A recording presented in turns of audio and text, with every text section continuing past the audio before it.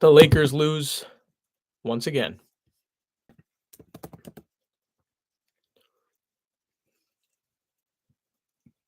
103-96. Minnesota wins by 7. Anthony Edwards goes 0 of 11 from 3 and you still lose. It's a lot right now, man. It's a lot right now. They were the worst team. You get 23 out of Rui Hachimura, but only 4 rebounds. He's talking about right now in the post game that he can't out rebound Gobert. Get Gabe off our team. Gabe played well, just didn't score any points in 26 minutes. The Lakers weren't good enough. They're going to have to make an upgrade in the offseason. It's going to have to be 2 or 3 upgrades. You're going to have to up your ceiling. We talk about this after every game. The Celtics had to trade for Marcus Smart, or they had to trade Marcus Smart in a trade to get Drew Holiday. You have to do it sometime, and Robert Williams.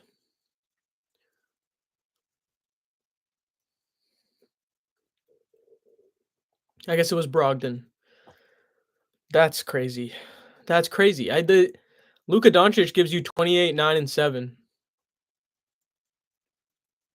But it just felt not enough with his defense, the defensive inferiority out there. He can't guard anyone. He fouls if they're by him. He hustled a couple times, but he's not consistent. And no matter how well you play on offense, if you're giving up that much on defense, sometimes you may think someone's right about you. Austin Reeves, the worst stretch of basketball I've seen him play since being a rookie. 6 turnovers, 4 fouls, -9, 12 points, 2 of 10 from 3, 5 of 14 from the field. Never got comfortable this series. Obviously, he missed one of the go-ahead threes in last game and the game-tying 3 at the buzzer. But Jaden McDaniels clamped him. Anthony Edwards clamped him. He looked outmatched physically out there. Dorian Finney-Smith finally goes 3 of 5 in a game, but 1 of 3 from 3 again. Just feels that he was averaging no more than 1 3 per game. Didn't get enough. Lakers had their best games this year when Dorian Finney-Smith hit multiple threes and Gabe Vincent hit multiple threes.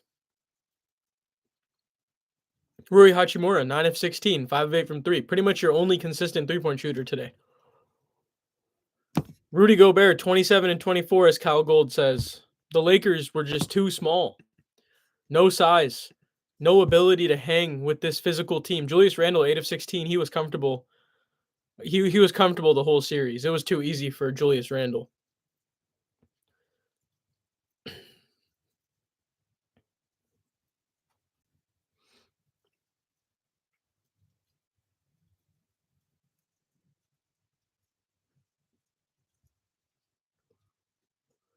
Wow.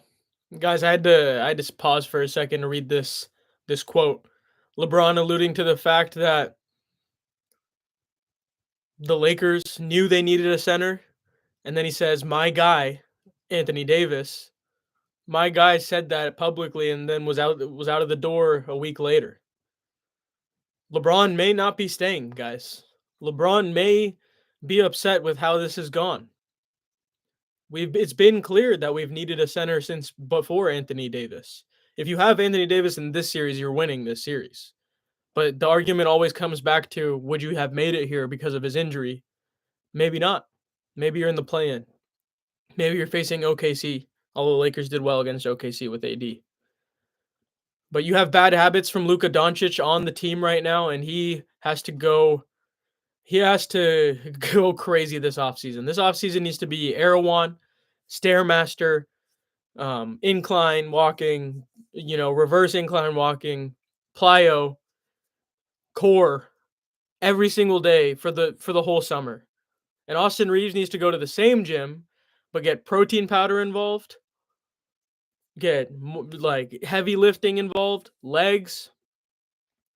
These guys aren't they're not athletic enough. They're not physical enough. They're really good skill players. But when they face someone that outmatched them physically, it was ugly. Minnesota, one of the worst matchups for the Lakers possible this year. But still, you gave away 3 games. The Timberwolves gave you a chance to win tonight. They gave you a chance to win in game 4. They gave you a chance to win in game 3. You had the opportunity to go out there and take care of business 3 times in a row, but you thought that you were way better than you actually were. And whenever there was a chance to tie the game or go up, the Lakers couldn't hit the shot, the timely shot that you need in the playoffs that a guy like KCP hit in 2020, that LeBron would hit routinely in 2020, Anthony Davis, Danny Green every series except for the last 2, Markieff Morris against the Rockets. Your players could not help when you really needed it the most. You were just trying to mitigate whatever issues you had created for yourself earlier. I pick 10 LeBrons versus Gorilla. Need a big, broski. 100%. You need a big. Mark Williams is trolling the Lakers completely heavily right now on Twitter and Instagram. And there are a lot of Lakers fighting back on that. A lot of Lakers fans fighting back on that. But it's depressing. This has been the most depressing Lakers series I have ever seen. It's since Denver. And they're all depressing because the Lakers tend to find a way to lose in the exact same way. They do it to themselves. It's the culture here. Luca, a cone tonight, 100%, a cone the whole series. JJ is a rookie coach, and he looks like he was rattled by the moment in certain aspects of the games, especially last game playing his guys the full 24. It's a very player thing to do, as we talked about last time. Players will do that. But look at the impact you got from Vando tonight. You don't get close in this game without Vando. And you didn't play him in the second half last game. Gabe played good defense. He had one of the better plus or minuses tonight. If only this man could actually score in the playoffs in a Lakers uniform, then you could see Miami Gabe back here. But the Lakers don't allow for that with this heavy ISO, heavy star model, more skilled than actual athleticism. And you can't create advantages for yourself that way. You are getting picked on the whole time. The Minnesota Timberwolves were the aggressors on both sides of the ball. They made sure they were going to set the tone every single time down the floor. Even if they missed, they were crashing the O boards. They were trying harder than the Lakers all series long. Even though they're not that talented in certain aspects, missed plenty of shots in the last 3 games, and the Lakers could not capitalize. They do it to themselves. Minnesota, you have to give credit where credit's due, but this was their worst game of the series, and they still won it. They played good defense, of course, but offensively, this was probably their second worst game, actually, because the Lakers held them to 85 in game 2. Weren't consistent enough. Feels like the Lakers always run out of gas at the end. Feels the guys aren't conditioned enough for a playoff series like this. So I've heard people bring up the idea that maybe it's better for the Lakers to have lost now and then address all the issues immediately in the offseason, get everyone right for next year. But with LeBron at 40 years old, how realistic is that? What kind of player do you target? Because if you're giving up first round picks, you don't have too many left. Remember, your 27 is with Utah, top 3 protected, and your 29 is with the Mavericks unprotected because you traded obviously for Luca. You let go of Max Christie in that deal, who's your best two-way guard. So you just have no defense at the guard positions and no two-way ability at the guard positions. Just a little bit of defense from Gabe Vincent, who is proven that two-way is a bit of a stretch for him right now. Also, the opportunities he gets are just ridiculous. He gets the most deep, like, late pass threes in the game. The Lakers don't run a good offense right now. Minnesota got them out of their stuff. You saw the Lakers would dominate less physical teams in the regular season, but that's because of what they were. The Lakers were just more skilled and drive so much attention to average players that they would get their role players involved, but still, a lot of the scoring was just Luka, Austin, and LeBron in the regular season. The scoring was not balanced. You didn't see Dalton connect once this series except for one garbage time minute. You didn't see enough Vanderbilt in the right positions. He didn't start guarding Anthony Edwards until this year. I mean, until this game. You had him on Randall, which is a mismatch, but if you have him on Edwards, that provides a lot of issues for him. And Edwards ends up going 0 of 11 from three with a lot of Vando on him. And you can argue maybe Ant wasn't even going that hard.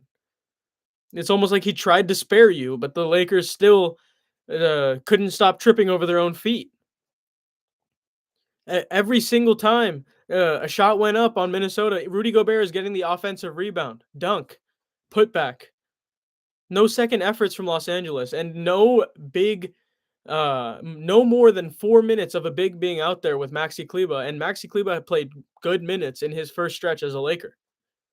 But he did get dunked on. So it's like, how good can you really be with this current roster? Not that good. They have serious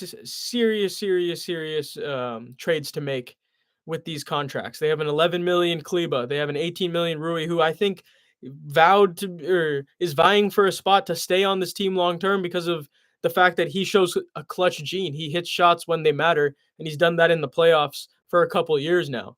Austin Reeves, I still think while he frustrated the hell out of all Lakers fans, um, and we'll have a player option in next summer, and you'll have to extend him.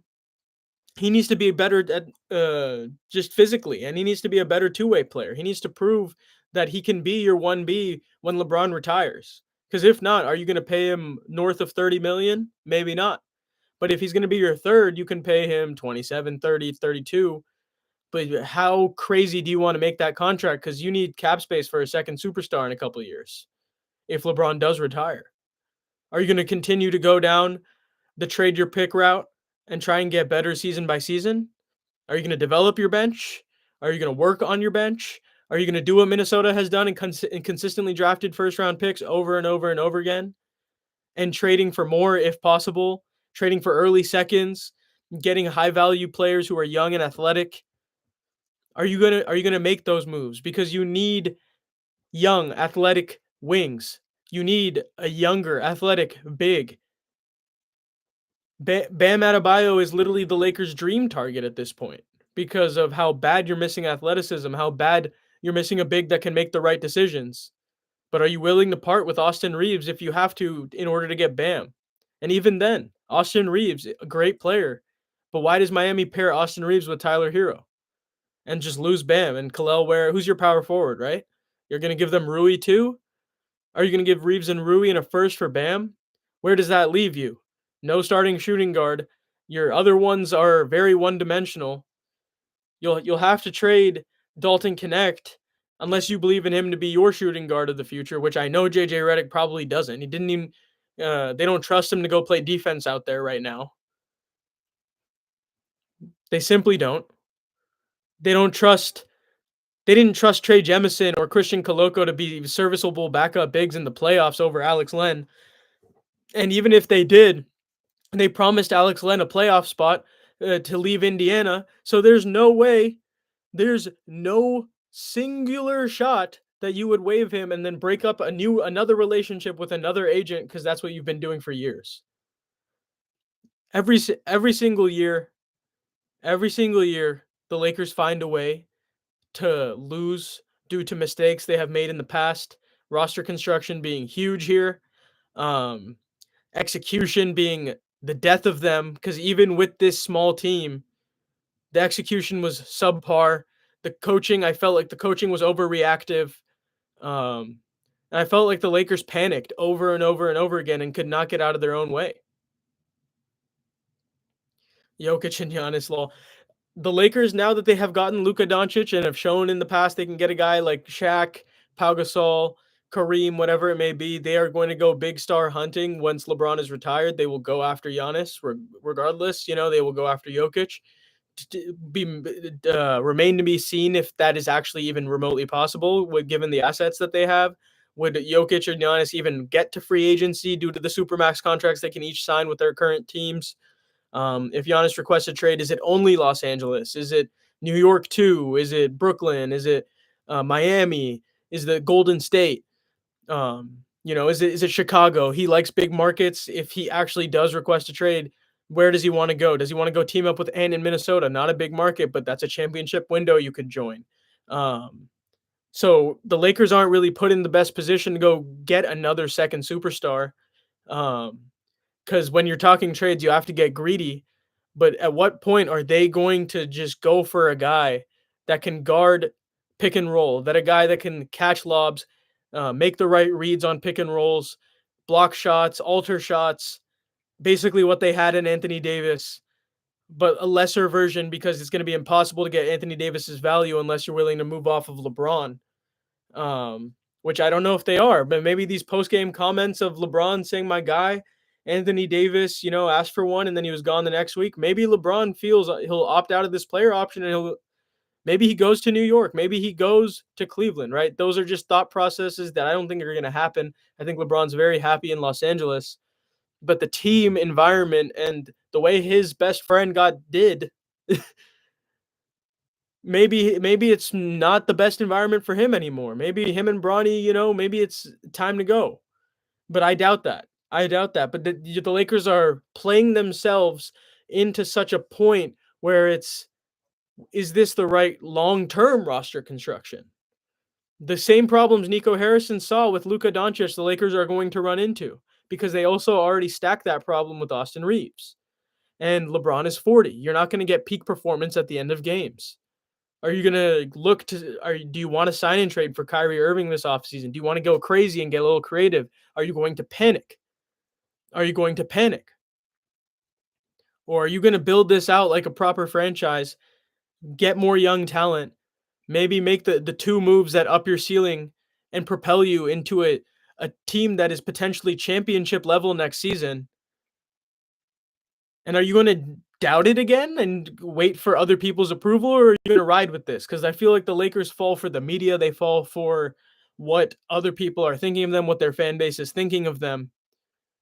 But the Lakers really need to just go lock in right now, get youth, maybe look to trade into the draft even if you can't get a guy like Bam, because if you're not getting someone as good as him, you're not beating the Minnesota Timberwolves, frankly. You're not beating the Warriors next season if everyone is staying together. And if a Western Conference team ends up with Giannis, you're certainly not beating that team. OKC could send 5 firsts and Isaiah Hartenstein and Nikola Topic, and you could be done for. And your window could be absolutely gone. So you have to get aggressive. And I know that Rob Pelinka prefers to get more aggressive than not. When it comes to trading, he'd rather go for the big swings. And I think the Lakers are going to be mentioned in a lot of big swings this offseason. I don't know if Kevin Durant is one of those swings. If you actually wanted to give up, Rui, Reeves, Connect, Kleba, and Vincent, and obviously whatever first you have left, or just one of them. I don't know why even that's a good deal, obviously, for Phoenix, but I don't know why they wouldn't just take the Rockets offer and get control of their picks back. So you already have that against you. And then why would the Pelicans trade Zion Williamson to you, right? Zion Williamson would be a great fit, but he also kind of wants the ball in his hands, and he's also kind of a subpar defender. He's shown good moments of being able to block shots and get steals and have some really awesome dunks, but Zion Williamson fit on this team, you're just getting another 6'7" guy who drives a lot and is kind of injury prone and has weight/health concerns, even though he is in better shape than Luka Doncic. It really comes down to your best player isn't in peak condition, and that's his offseason goal. And your second best player is 40, so he's not going to be in peak stamina. And then your third best player is clearly not in peak condition.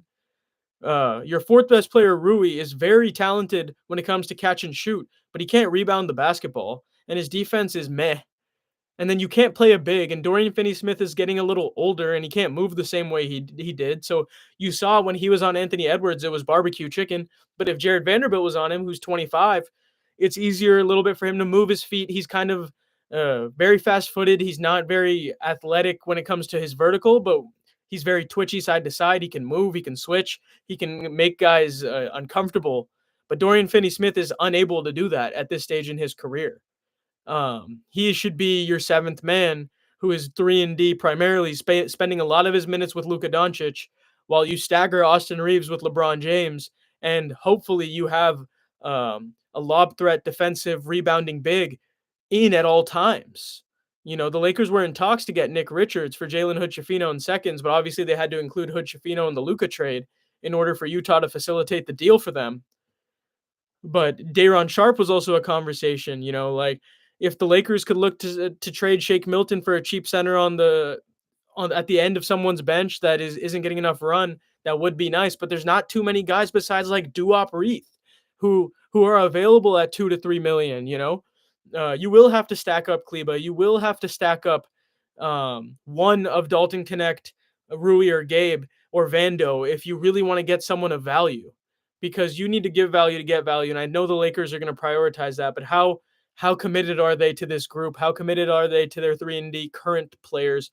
What changes are they ready to make? And I think the culture comes first. I think the culture before any trades comes first. If if you have guys that are willingly yelling for fouls all the time,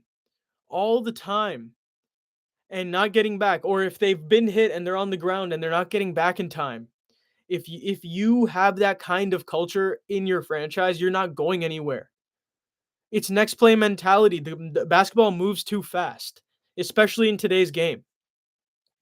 The second the ball goes in, the next play matters the most. The second that ball is in, you get it out of the net and you run. The Lakers saw success tonight when they ran, but because they ran and they're not in elite physical shape, they became tired again.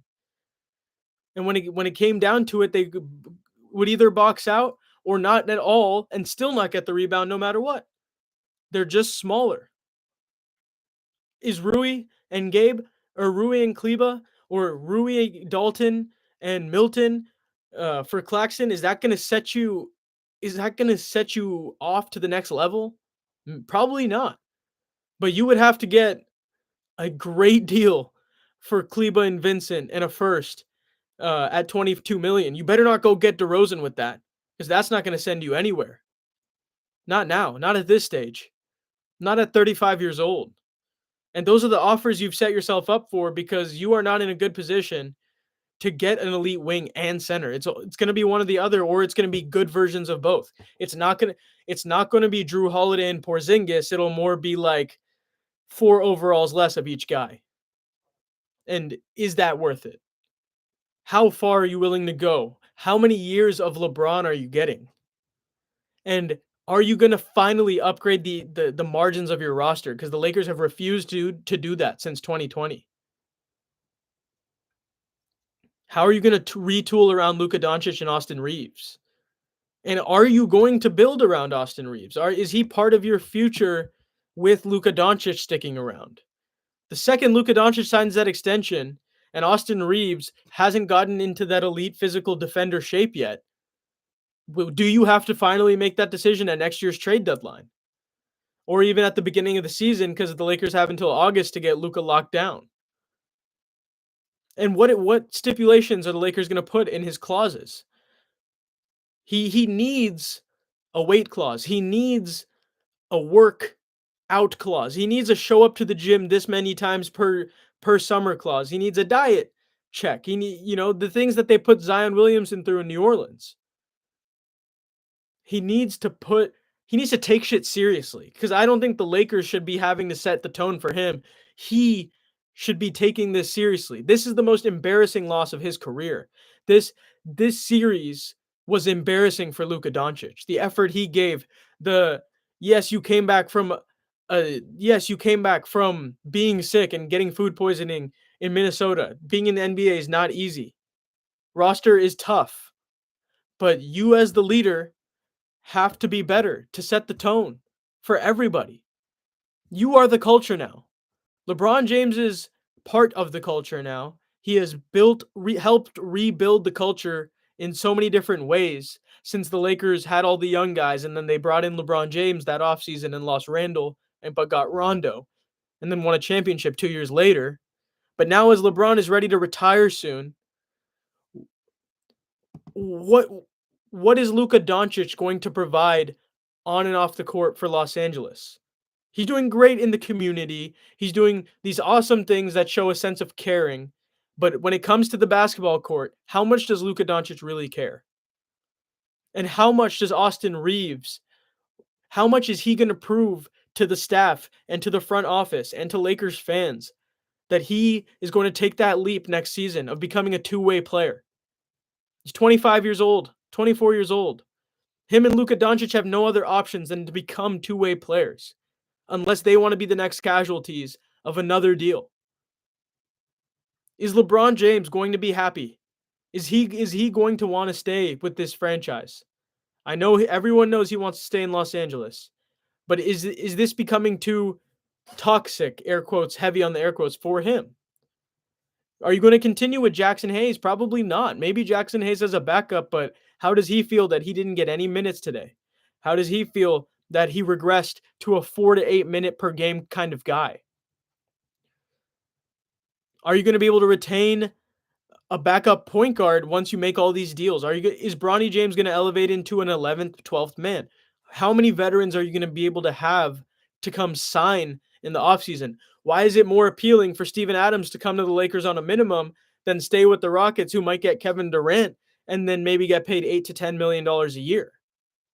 What is the point of taking $8 million less with state income tax to play with an unsure team where you don't know when you're going to play, how much you're going to play, and who you're going to play with, and what kind of version of the stars you're going to get on a night-to-night basis?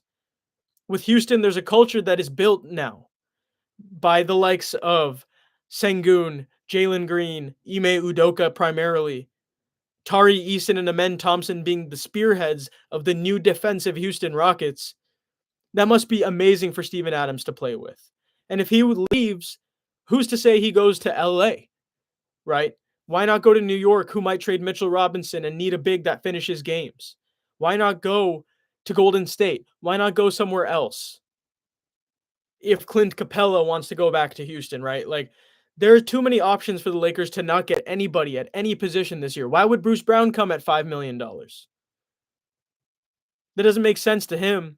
Might as well go get another $8 to $10 million bag from someone else, or just go back to Denver for that same money. You've made enough money now. Why would you switch your loyalty to this team where you don't know when your shot's going to come? You don't know when you're going to get the ball. You don't know if you're going to have any plays run for you because everyone is ISOing and it's about them. And it's a lot of weird, slow drive and kick, not efficient, not the same way Boston runs it, not the same way the Warriors run it. The Lakers' sense of urgency on the court is not very attractive, in my opinion, to other players right now. Unless you're a Derrick Jones Jr. kind of a player, unless you're a pure Nick Claxton kind of a player, why would you be super intrigued to be on this team? What makes you want to come here? And if you are a star who is okay with getting a lot of your buckets off rolls or late passes in the shot clock, welcome. Welcome. Please come on through. The Lakers have a culture change to make this offseason. And I think we all are in agreement. I completely agree, Crazy Horse, to think they gave up AD, who is the culture I am currently describing. I just, like, if you had a more aggressive version of Anthony Davis, does that trade happen? If you have, and Anthony Davis dropped 42 and 20 against Houston, against Charlotte the game before he got traded. Obviously he gets injured and then whatever, and then the Lakers win small ball against the Knicks, and I think the Lakers can beat other teams with small ball. But if you realistically want to get past Anthony Edwards, because Luka Doncic and Anthony Edwards, their careers are going to intersect for the rest of time, 26 and 23 years old. Until Luka's done, Anthony Edwards is going to be around. What type of team are you going to build around Luka and Austin? And what type of regimen are you going to give them in order to outlast Minnesota? Because they are legitimate threats in the West. And while I don't think they're going to beat Golden State if Golden State advances to the next round, purely due to the Warriors being able to play a better version of small ball than the Lakers do, Minnesota is going to be a problem. Naz Reid is a problem. He just commits fouls. Rudy Gobert was only a problem because the Lakers were playing guys that were 6'8" and under. He'll get played off the court against Golden State, but then you have Julius Randle, who's making an ascension. But then you have Jimmy Butler on him. Then you have um, Jaden McDaniels who gets to guard Curry, and then you have Anthony Edwards on Curry, and then you'll probably see a lot of DiVincenzo on Curry too, as opposed to Mike Conley because he's just smaller and older. Curry's going to struggle with McDaniels on him. That's crazier matchup than even Amen because he's longer. And Anthony Edwards is that dog. He is that guy. He will be physical with Stephen Curry.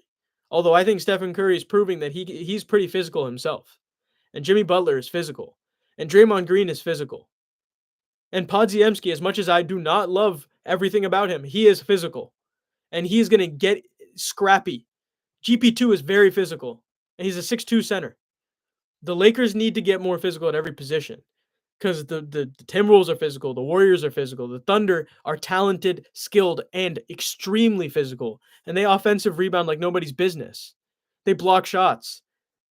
They make sure that they are going to rip your throats out purely due to their style of play. There's no letting up. The Lakers let up with a 1-point lead. They get comfortable being tied. They like being in high pressure environments and throwing up crazy shots just to make themselves feel like this is exciting. The Lakers lack sense of urgency that every other team left in the West still already has, and the East, frankly. Could you imagine if the Lakers played with the same sense of urgency that Detroit played with? Having something, I feel like the biggest benefit of this season and the Lakers not advancing even past getting one game is purely getting embarrassed and proving to all of themselves they are not good enough yet. It was fool's gold that you were good in the regular season. You beat teams that were less physical. You beat teams that were inferior to you. And that's the only reason you went on these win streaks. That's the only reason you looked like such a good team.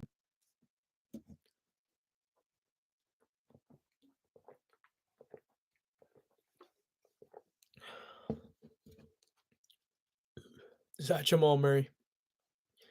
JJ's coaching was suspect, but he's a rookie coach, so I wasn't surprised. Yeah, no big, no depth. You will get cooked. Should have let Braun and Luka get some rest game 4. True. Golden State is beating Houston well. It felt a lot like it was Lakers Timberwolves, where it's very close for all the games, but today Houston got the best of them.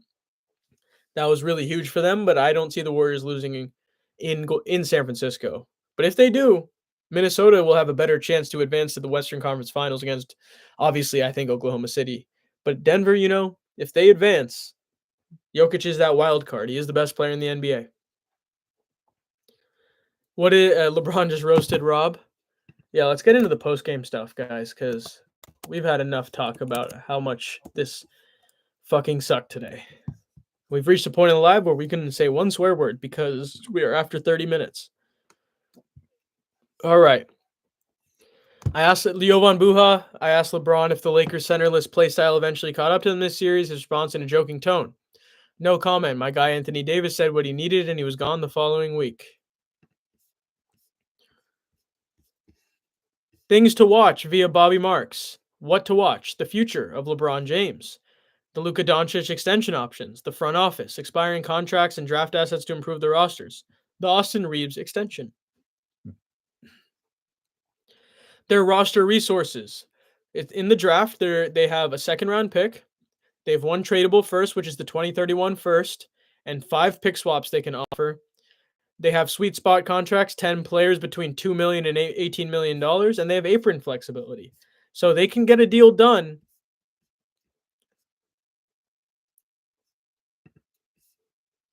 But who knows? Anthony Edwards said, "We beat the best player in the world, the best player ever," while sitting on the podium with Naz Reid.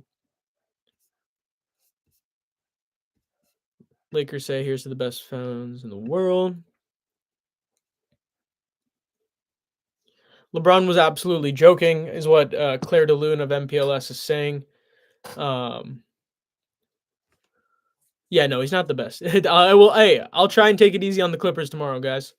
I know I kind of popped last game like 40-something, so that's my bad. Yeah, no, he's not the best player in the world anymore. It's definitely Nikola Jokic. But Anthony Edwards is a great troll. Yeah, Rui Hachimura, I'm playing center. It's tough. Unfortunately, I'm not a 5. I'm 6'8", 240. Fair. Luka Doncic on his potential extension with the Lakers in August. I didn't think about it yet. JJ Redick ends his final news conference of the season with "I can get a lot better." Fair, he can. Mark Williams trolled the Lakers, and no one is having it.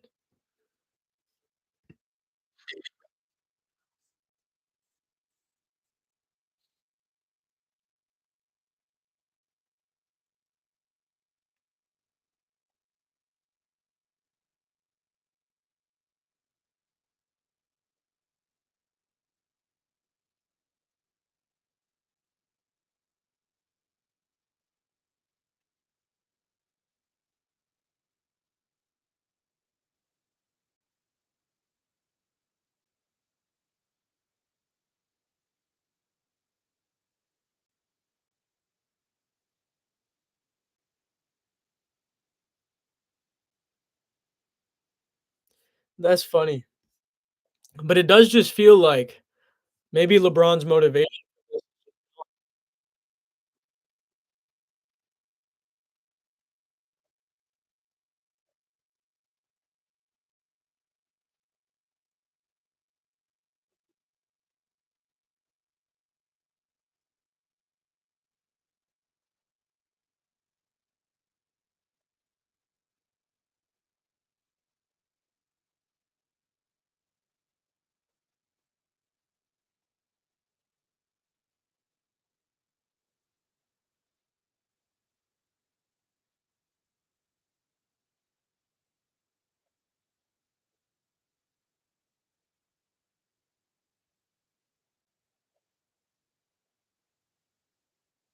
Yeah, Jeff Teague is right. Honestly, the seriousness level isn't there anymore from LeBron James, which is fair. He's 40, but is that gonna win you a championship? I don't think so. I don't know if the Lakers are capable of winning a championship with this.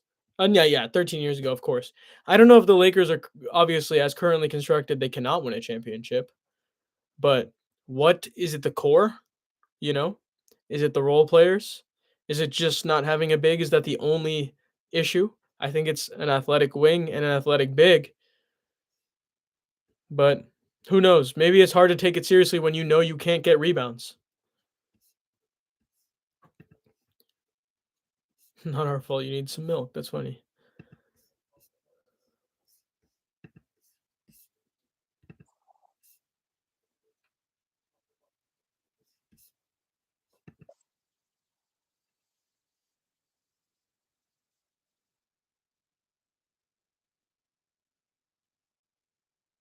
That's Luca on his back. Yep, being a Lakers fan is not for the weak. That's for sure.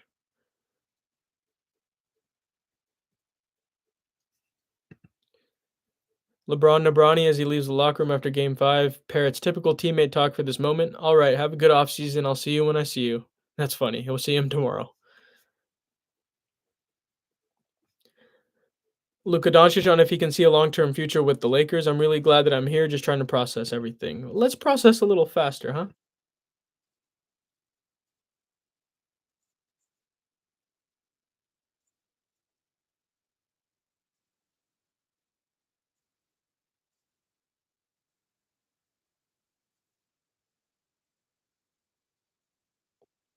He did finish with 24 rebounds.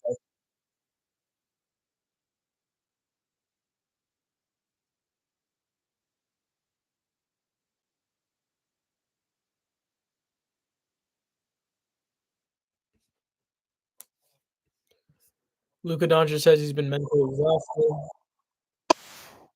Gil ends the stream.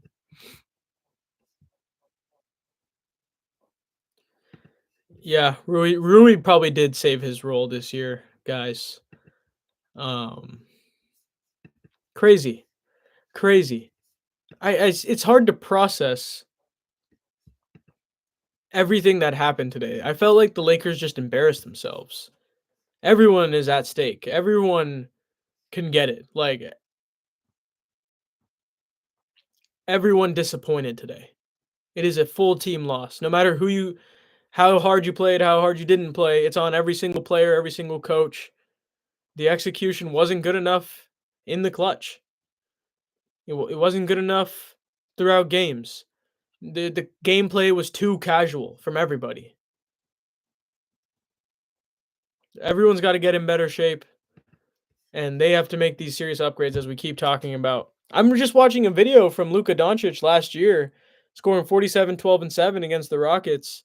But are you going to be able to do that against some athletic, higher stakes in higher stakes games against more athletic guys? Yep, get a center, at least two playable centers. That's always been the plan, but you never listen. He never listens. Even with AD, that was the plan. But now with Luca, that is the necessity. You can't survive without a big next year. Steven Adams prayed to the gods that he signs for the minimum. Yeah, I am a Lakers fan. I am a Lakers fan. From birth. Seen Kobe, Pow, LeBron AD, Lonzo Ingram, Kuzma, Randall, Clarkson, Zubats, Josh Hart, Alex Caruso, and now Luca, LeBron, Austin Reeves, Rui Hachimura, and then a whole bunch of guys that do one thing really well and the other thing not so well. In Dorian, in Vando, Gabe, Jackson Hayes, Maxi Kleba, who's going to be an important guy for the Lakers this offseason when it comes to trade talks with $11 million. There are a lot of options for the Lakers. There are a lot of options for the Lakers this offseason when it comes to trades. We're going to make a trade video and give the best options for them now that the season is done for the Lakers. Obviously, a lot of fun playoff basketball to continue. The basketball just gets better and better. Even though the Lakers had tough times with the refs, I felt that their reliance on calls started to become evident this season, especially towards the end. And it felt like they lost sight of what was making them so successful in the beginning. Someone in the chat earlier said Austin Reeves is not just a spot up 3-point shooter, he's a primary ball handler, and he absolutely is. And in order for him to be maximized, he needs to split reps with Luka. They obviously are going to be in the gym all off season, and they have to attack their games and really up their ceilings as basketball players and really work on the intangibles this offseason and really and then also maximize their bodies. You're in your primes in the NBA, you get paid millions of dollars. These guys are capable of becoming way better than what they currently are. Um, and that's your future. That is your future. Is Rui Hachimura your future? I think maybe. I think maybe as your fourth, fifth starter, you can be good with Rui Hachimura. But if you have to give him up in order to get a big level player, high level player, will you do it? Is your four man who replaces him going to be good enough? Is it LeBron going to move back to the four? Are you going to find an athletic wing like a Derrick Jones Jr. type player on the cheap? Are you going to find Nickeil Alexander-Walker? Are you going to be able to sign him in the offseason? I think he'd be a great fit. I think he's just kind of a better Gabe, but he shot a little worse today. But he makes better decisions with the ball and can handle the ball a lot better because he got a lot of point guard reps with New Orleans when he was a rookie. Kind of backed up Lonzo as the point guard. He got a lot of good reps. Plays the backup two while DiVincenzo plays the backup one, and he can attack closeouts really strong. And when he's on, he's on. He's clutch. But when he's off, he's really off. But he'll still make the right decision and play intense defense. That's the kind of culture Chris Finch has built in Minnesota. And Anthony Edwards is leading them to victories like this. They have an energy about them that cannot be stopped. They have an energy that no one's going to get in their way of their goal, and their goal is to embarrass their opponents. Their goal is to humiliate their opponents, and that's what they did to the Lakers. Even with funky basketball play, even with an absolute crazy style and manic style of basketball, the Lakers were no match for what the Wolves were throwing at them on both sides of the ball. Playing full court defense, pressing all the time, scoring inside early and often, getting second chance points, pretty much bullying the Lakers' small lineups over and over and over again, making them feel so small that boxing out wasn't doing anything. A 7-footer and Rudy Gobert, 6'9" guy, and Randall, 6'9" guy, and Naz Reid, who really play like footers. That's bigger than everyone the Lakers played tonight except for Maxi Kleba. And the Lakers are just not athletic enough on the perimeter, so then if there's no rim protection, what are we supposed to do?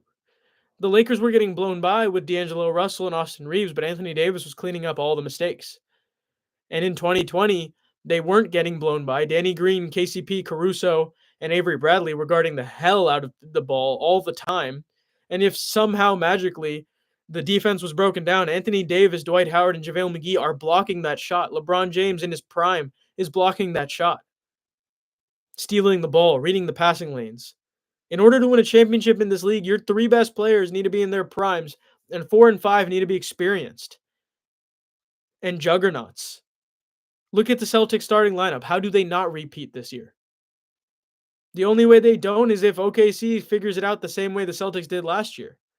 If they can use the size that the Celtics kind of have, but don't have as much as OKC does, if that is the difference, who's going to be better, Shea or Tatum or Jaylen Brown or Jalen Williams? Can Derek White and Drew Holiday stop Shea? Possibly. Maybe. But Jalen Williams can get off. The issue with the Celtics is they can switch everything. Everyone can guard. Everyone can score. Everyone can drive. Everyone can kick. Everyone can dribble. Everyone can shoot. The roster construction of those teams is perfect. And that will be the NBA Finals this year. And if any of us thought that it wouldn't be, it's because we were fans of our teams and we're just rooting for them heavy and hoping for the best and being overly optimistic. But ultimately, given the Lakers roster construction, given their execution this year as with a rookie head coach, given the age of LeBron James, given how badly they got outplayed by Minnesota, there was zero chance. There was zero chance with this roster. 1 or 2 more games would have made a difference for them. They were going out sad against Minnesota 100 times out of 100. And that's it for tonight, guys. It's depressing. We're going to sit with this one for a while. I have a full offseason plan that I've gone through so many different times of what the Lakers should do. And we're going to do a consolidated video of that. And I'll get that out to you guys. And we can go ahead with that because right now we have to stew in the depression, stew in the sadness, acknowledge it. The Lakers let us all down tonight. They fell on themselves over and over again, dribbled it off their own feet. Austin Reeves literally dribbled the ball off of his foot tonight, and that was painful to watch. He just couldn't handle the pressure of Minnesota, and that is painful when your favorite player does that. And the Lakers' biggest bright spot of the season, besides the Luka trade in Austin Reeves' ascension, falls back to a level that you never thought you would see again from Austin Reeves. All right, Lakers Nation. All right, NBA fans, NBA fans, I appreciate you guys. It's been a crazy year.